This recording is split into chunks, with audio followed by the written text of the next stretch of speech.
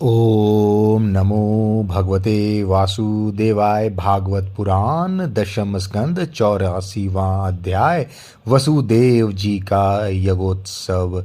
श्री सुखदेव जी कहते हैं, परीक्षित, सर्वात्मा भक्त भयहारी भगवान श्री कृष्ण के प्रति उनकी पत्नियों का कितना प्रेम है।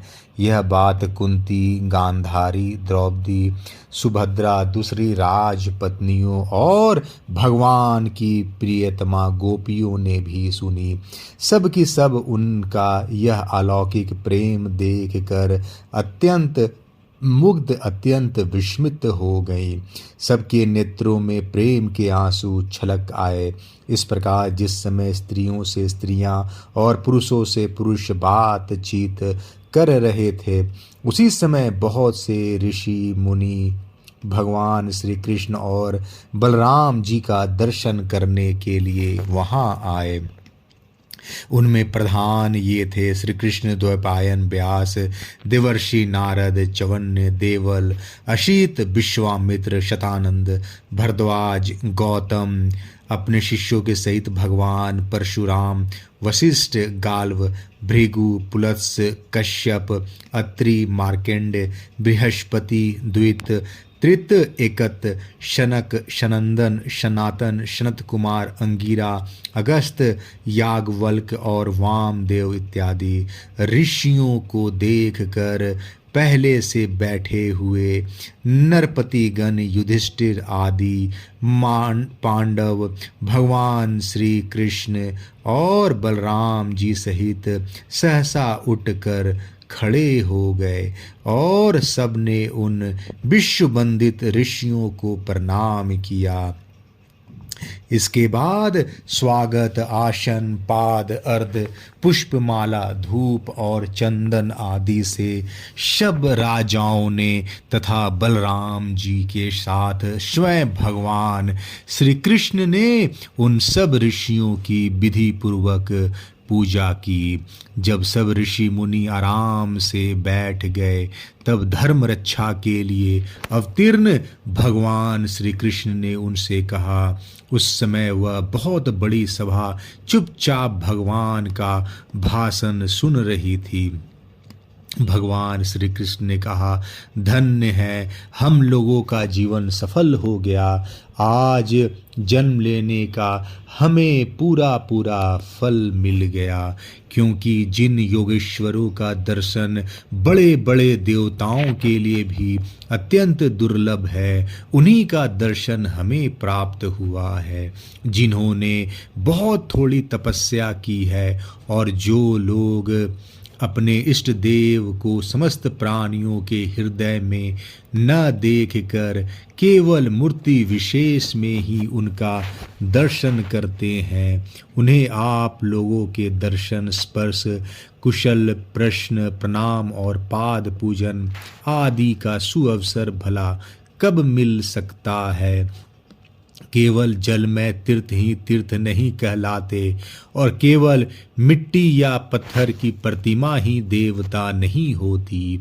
संत पुरुष ही वास्तव में तीर्थ और देवता हैं, क्योंकि उनका बहुत समय तक सेवन किया जाए तब वे पवित्र करते हैं। परंतु संत पुरुष तो दर्शन मात्र से ही कृतार्थ कर देते हैं।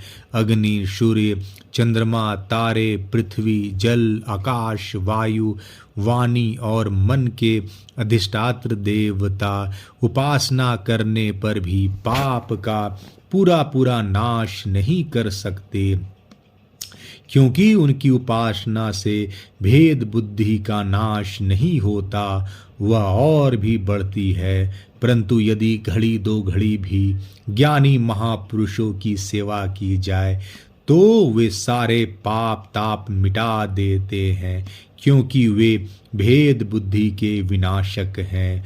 महात्माओं और सभासदों, जो मनुष्य वात, पीत और कफ इन 3 धातुओं से बने हुए शवतुल शरीर को ही आत्मा अपना, मैं, स्त्री, पुत्र आदि को ही अपना, और मिट्टी, पत्थर, काष्ठ आदि पार्थिव विकारों को ही इष्ट देव मानता है, तथा जो केवल जल को ही तीर्थ समझता है, ज्ञानी महापुरुषों को नहीं, वह मनुष्य होने पर भी पशुओं में भी नीच गधा ही है।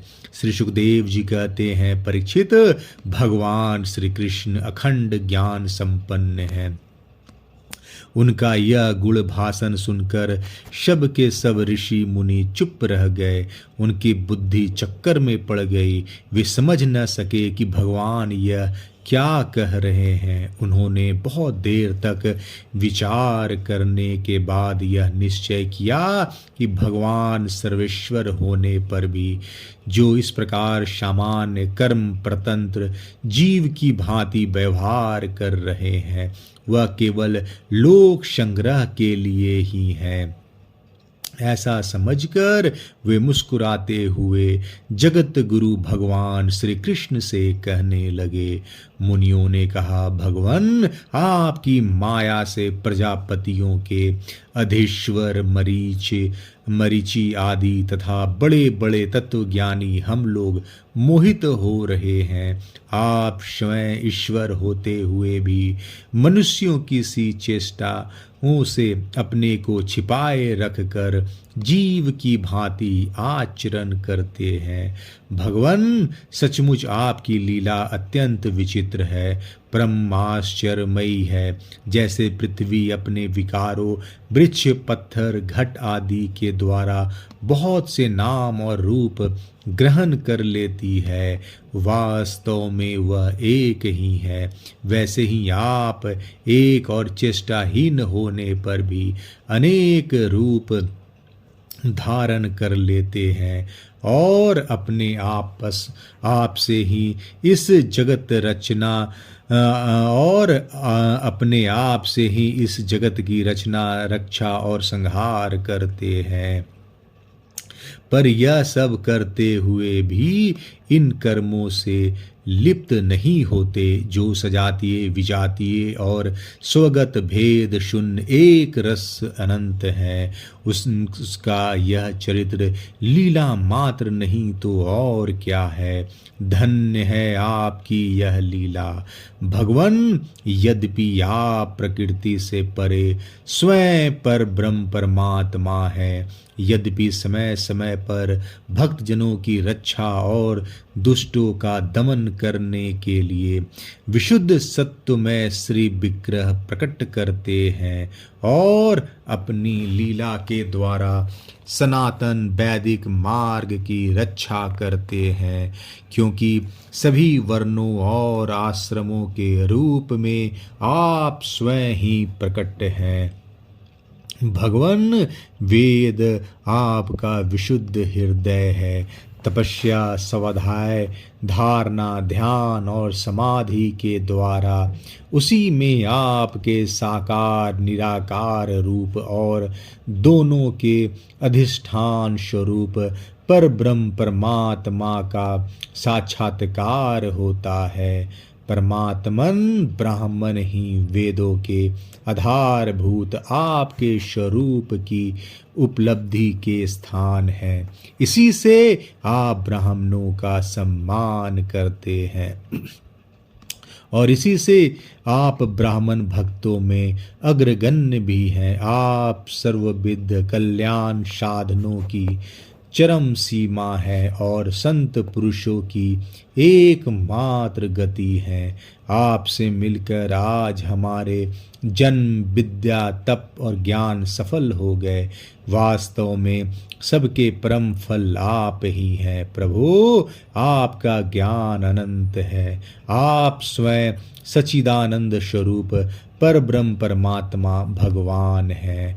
आपने अपनी अचिंत शक्ति योग माया के द्वारा अपनी महिमा छिपा रखी है।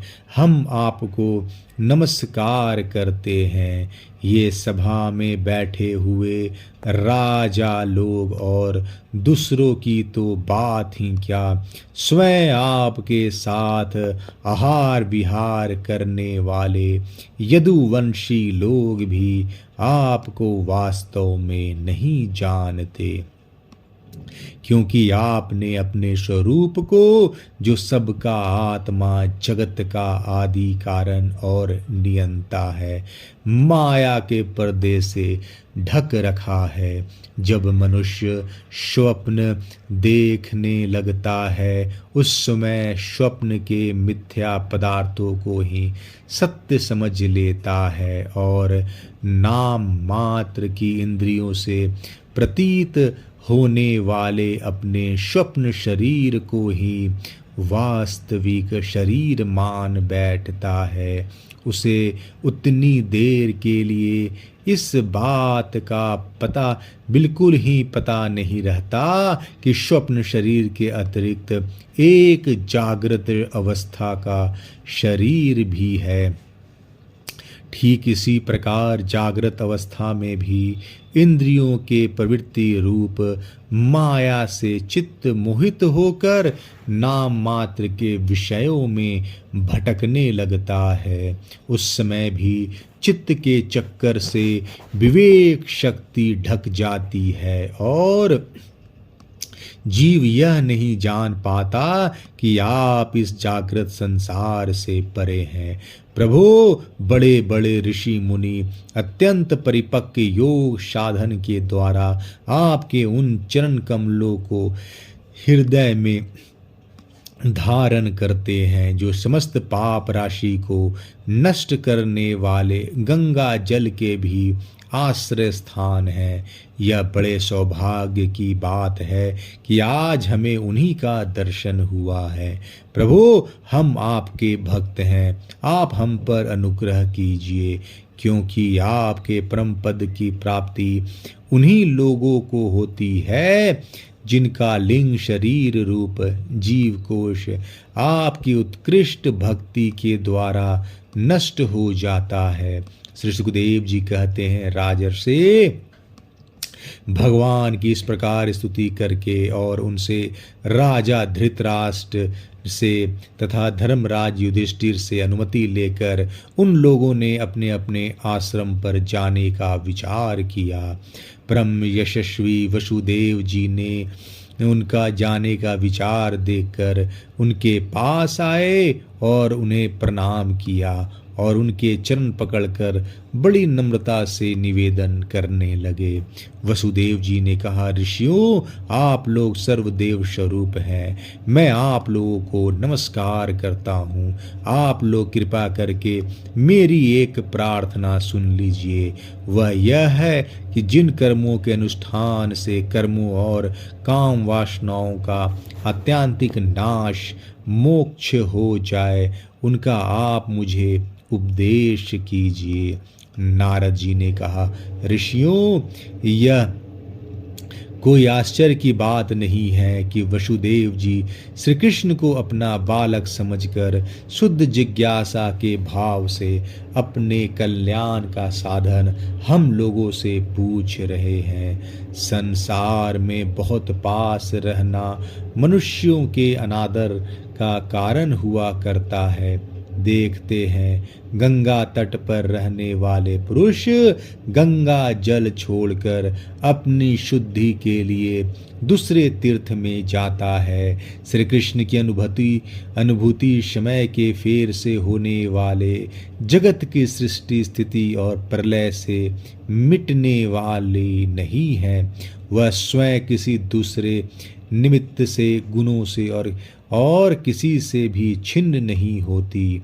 उनका ज्ञानमय स्वरूप अविद्या, राग, द्वेष आदि कलेशों, पुण्य पापमय कर्म, सुख दुख आदि कर्म फल तथा शत्रु आदि गुणों के प्रवाह से खंडित नहीं है। वे स्वयं अद्वितीय परमात्मा है।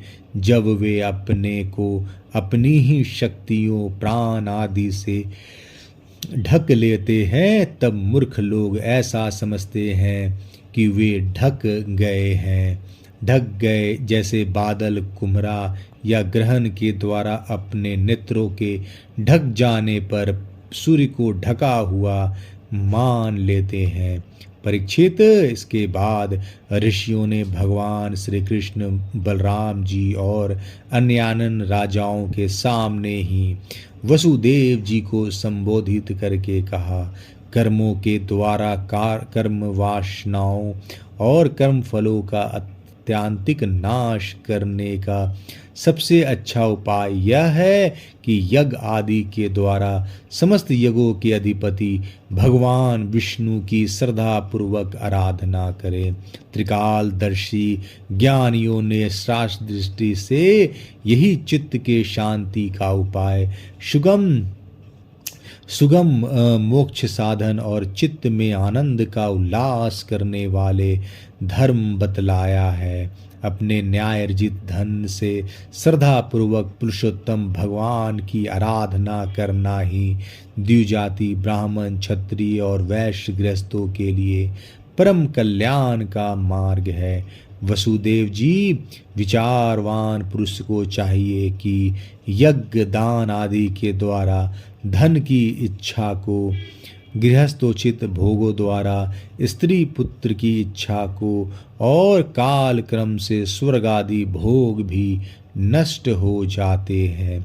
इस विचार से लोकेशना को त्याग दे। इस प्रकार धीर पुरुष घर में रहते हुए ही तीनों प्रकार की ऐशनाओं इच्छाओं का परित्याग करके तपोवन का रास्ता लिया करते थे। समर्थ वसुदेव जी ब्राह्मण, क्षत्रिय और वैश्य, ये तीनों देवता, ऋषि और पितरों का ऋण लेकर ही पैदा होते हैं। इनके ऋणों से छुटकारा मिलता है यज्ञ, अध्ययन और संतान उत्पत्ति से। इनसे उरीन हुए बिना ही जो संसार का त्याग करता है उसका पतन हो जाता है। परम बुद्धिमान वसुदेव जी, आप अब तक ऋषि और पितरों के ऋण से तो मुक्त हो चुके हैं। अब यज्ञों द्वारा देवताओं का ऋण चुका दीजिए और इस प्रकार सबसे उरीन होकर गृह त्याग कीजिए, भगवान की शरण हो जाइए। वसुदेव जी, आपने अवश्य ही परम भक्ति से जगदीश्वर भगवान की आराधना की है, तभी तो वे आप दोनों के पुत्र हुए। श्री सुखदेव जी कहते हैं, परीक्षित, परम मनस्वी वसुदेव जी ने ऋषियों की यह बात सुनकर उनके चरणों में सिर रखकर प्रणाम किया, उन्हें प्रसन्न किया और यज्ञ के लिए ऋत्विजों के रूप में उनका वरण कर लिया। राजन, जब इस प्रकार वसुदेव जी ने धर्म पूर्वक ऋषियों को वरण कर लिया, तब उन्होंने पुण्य क्षेत्र कुरुक्षेत्र में परम धार्मिक वसुदेव जी के द्वारा उत्तमोत्तम सामग्री से युक्त यज्ञ करवाए। परीक्षित, जब वसुदेव जी ने यज्ञ की दीक्षा ले ली, तब यदुवंशियों ने स्नान करके सुंदर वस्त्र और कमलों की मालाएं धारण कर ली। राजा लोग वस्त्राभूषणों से खूब सुसज्जित हो गए। वसुदेव जी की पत्नियों ने सुंदर वस्त्र, अंगराग और सोने के हारों से अपने को सजा लिया और वे सब बड़े आनंद से अपने अपने हाथों से मांगलिक सामग्री लेकर यज्ञशाला में आई। राजन, जब इस प्रकार वसुदेव जी ने धर्मपूर्वक ऋषियों को वरण कर लिया, तब उन्होंने पुण्य क्षेत्र कुरुक्षेत्र में परम धार्मिक वसुदेव जी के द्वारा उत्तमोत्तम सामग्री से युक्त यज्ञ करवाए। परीक्षित, जब वसुदेव जी ने यज्ञ की दीक्षा ले ली, तब यदुवंशियों ने स्नान करके सुंदर वस्त्र और कमलों की मालाएं धारण कर ली। राजा लोग वस्त्र से खूब सुसज्जित हो गए। वसुदेव जी की पत्नियों ने सुंदर वस्त्र, अंगराग और सोने के हारों से अपने को सजा लिया और फिर वे सब बड़े आनंद से अपने अपने हाथों में मांगलिक सामग्री लेकर यज्ञशाला में आई। उस समय मृदंग, पखावज, शंख, ढोल और नगारे आदि बाजे बजने लगे।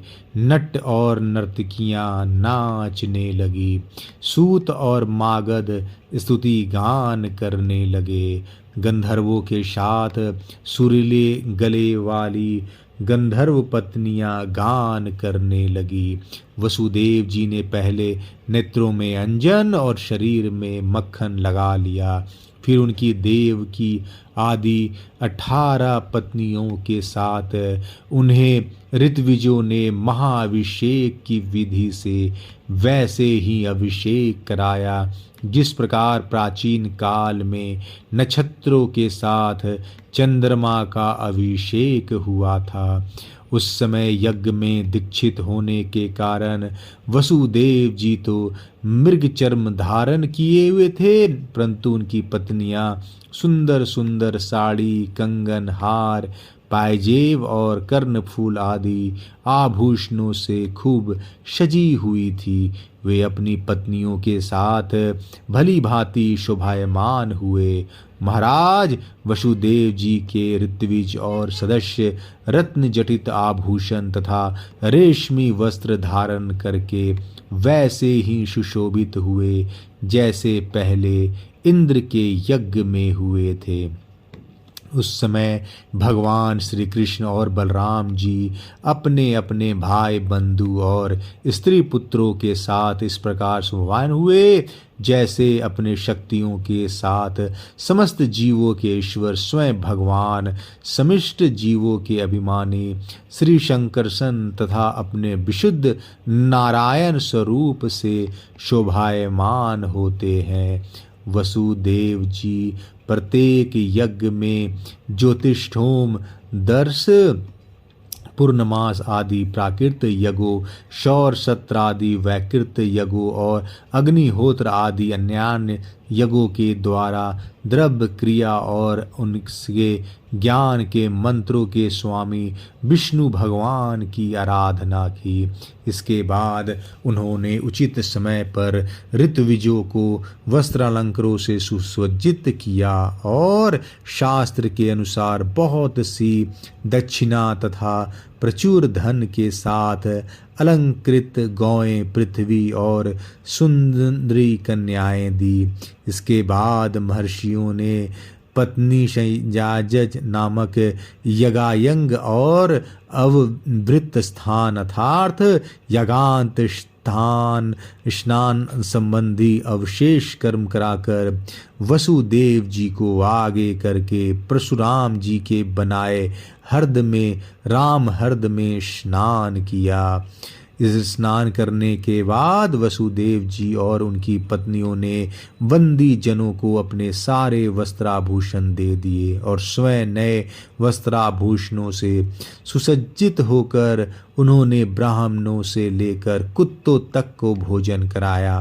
तदंतर अपने भाई बंधुओं, उनके स्त्री पुत्रों तथा विदर्भ, कौशल, कुरु, काशी, कैकेयी और सुंजय आदि देशों के राजाओं, सदस्यों, ऋत्विजों, देवताओं, मनुष्यों, भूतों, पितरों और चारणों को विदाई के रूप में बहुत से भेंट देकर सम्मानित किया। वे लोग लक्ष्मीपति भगवान श्री कृष्ण की अनुमति लेकर यज्ञ की प्रशंसा करते हुए अपने अपने घर चले गए।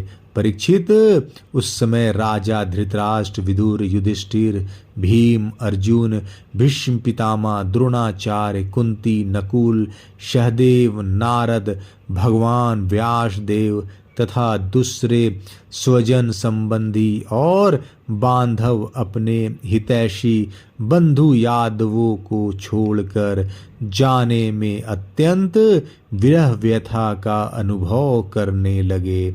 उन्होंने अत्यंत स्नेहार्द चित्त से यदुवंशियों का आलिंगन किया और बड़ी कठिनाई से किसी प्रकार अपने अपने देश को गए। दूसरे लोग भी इनके साथ ही वहाँ से रवाना हो गए। परीक्षित, भगवान श्री कृष्ण, बलराम जी तथा उग्रसेन आदि ने नंद बाबा एवं अन्य सब गोपों की बहुत बड़ी बड़ी सामग्रियों से अर्चा पूजा की, उनका सत्कार किया और वे प्रेम परवश होकर बहुत दिनों तक वहीं रहे। वसुदेव जी अन्यायस ही अपने बहुत बड़े मनोरथ का महासागर पार कर गए थे। उनकी आनंद की सीमा न थी। सभी आत्मीय स्वजन उनके साथ थे। उन्होंने नंद बाबा का हाथ पकड़कर कहा, वसुदेव जी ने कहा, भाई जी, भगवान ने मनुष्यों के लिए एक बहुत बड़ा बंधन बना दिया है। उस बंधन का नाम है स्नेह, प्रेम पाश। मैं तो ऐसा समझता हूँ कि बड़े बड़े शूरवीर और योगी यति भी उसे तोड़ने में असमर्थ हैं।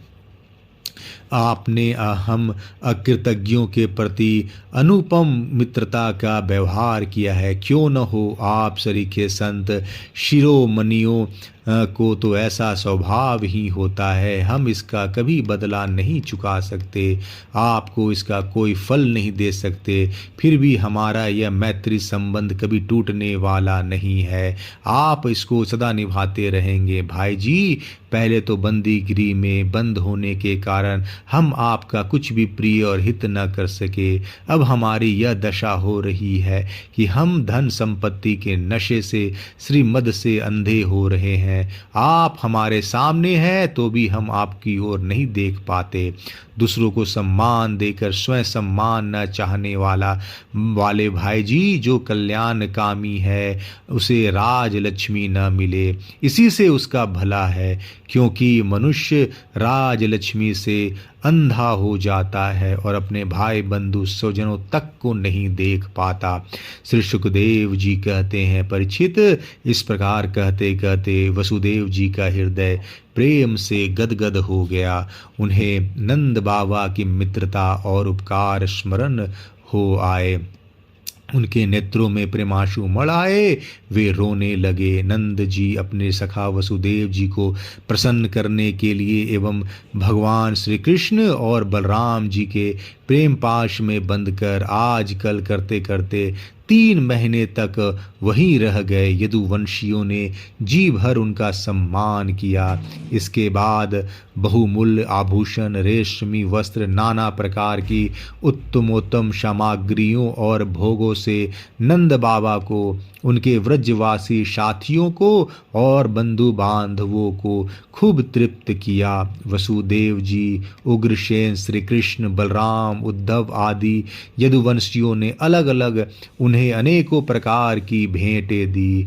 उनके विदा करने पर उन सब सामग्रियों को लेकर नंद बाबा अपने वज्र के लिए रवाना हुए।